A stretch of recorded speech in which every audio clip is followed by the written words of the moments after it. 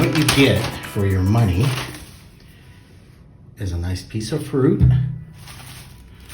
a nice, very soft piece of bread, some plastic ware, of course, and a nice little Andes chocolate.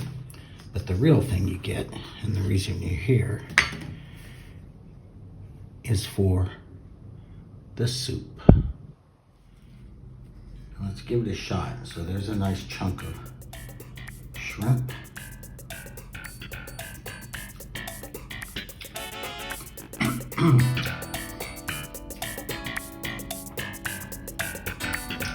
It's very good.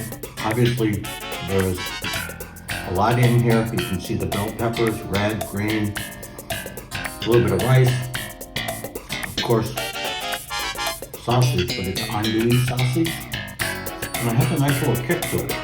It's got a little bit of spice.